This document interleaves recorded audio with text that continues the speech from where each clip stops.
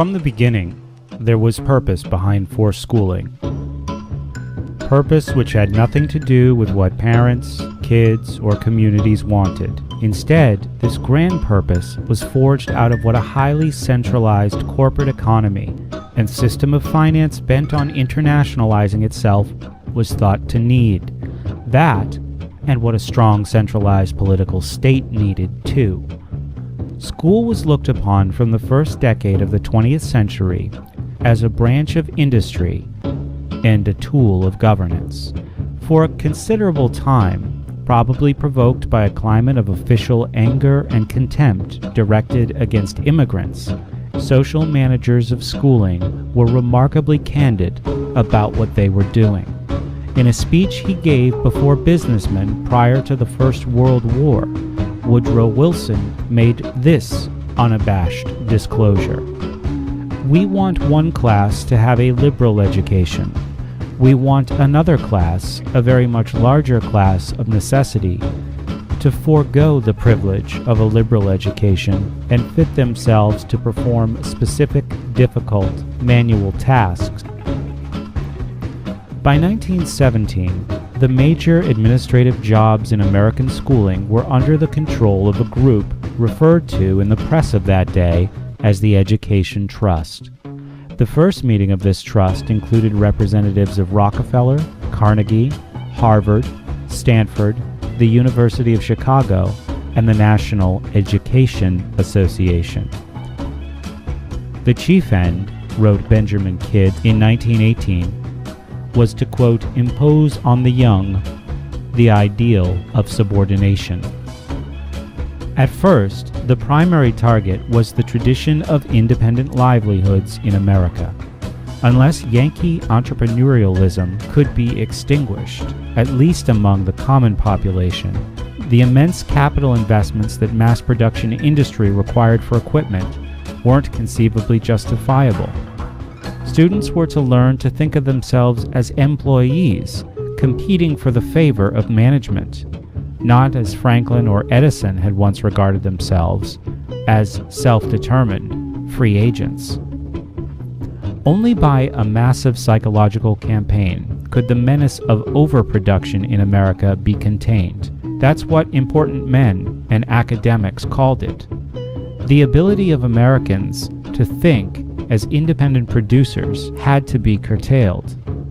Certain writings of Alexander Inglis carry a hint of schooling's role in this ultimately successful project to curb the tendency of little people to compete with big companies.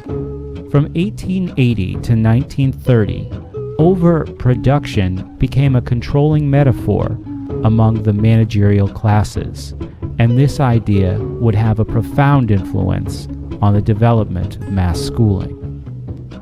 I know how difficult it is for most of us who mow our lawns and walk our dogs to comprehend that long-range social engineering even exists, let alone that it began to dominate compulsion schooling nearly a century ago.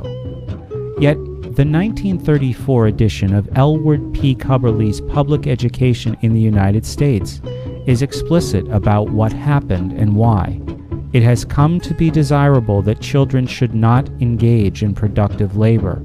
On the contrary, all recent thinking is opposed to their doing so. Both the interests of organized labor and the interest of the nation have set against child labor.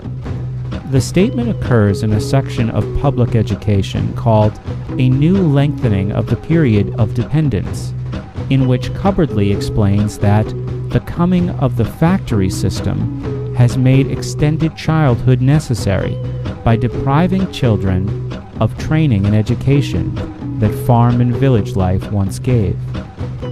With the breakdown of home and village industries, the passing of chores, and the extinction of the apprenticeship system by large-scale production with its extreme division of labor, an army of workers has arisen, said Cubberley, who know nothing. Furthermore, modern industry needs such workers. Sentimentality could not be allowed to stand in the way of progress. According to Cubberley, with much ridicule from the public press, The old book subject curriculum was set aside, replaced by a change in purpose and a new psychology of instruction, which came to us from abroad. The last mysterious reference to a new psychology is to practices of dumbed-down schooling common to England, Germany, and France, and 3 major world coal powers other than the United States, each of which had already converted its common population into an industrial proletariat. Arthur Calhoun's 1919 Social History of the Family notified the nation's academics what was happening. Calhoun declared that the fondest wish of utopian writers was coming true. The child was passing from its family into the custody of community experts. He offered a significant forecast that in time we could expect to see public education designed to check the mating of the unfit. 3 years later, Mayor John F. Hylan of New York said in a public speech that the schools had been seized as an octopus would seize prey by an invisible government. He was referring specifically to certain actions of the Rockefeller Foundation and other corporate interests in New York City, which preceded the school riots of 1917. The 1920s were a boom period for forced schooling, as well as for the stock market. In 1928, a well-regarded volume called A Social Psychology of Education claimed, "It is the business of teachers to run not merely the schools but the world." A year later, the famous creator of educational psychology, Edward Thorndike of Columbia Teachers College, announced, "Academic subjects are of little value." William Kirkpatrick, his colleague at Teachers College, boasted in Education and the Social Crisis, the whole tradition of rearing the young was being made over by experts.